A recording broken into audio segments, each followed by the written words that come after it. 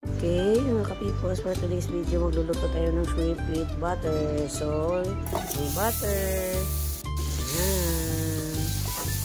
Mga kapipos, ilagay natin yung ating bawang. So, gisahin na natin mga kapipos.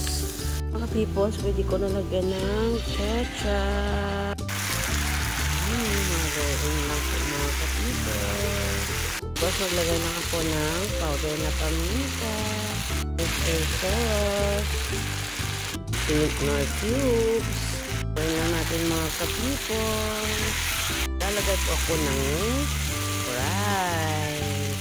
Haluin lang natin ulit mga kapipos. Kapipos, tikman muna natin bago tayo maglagay ng asin kasi gumamit tayo ng salted butter. Okay na po ito mga kapipol. Lagyan natin yung ating shrimp.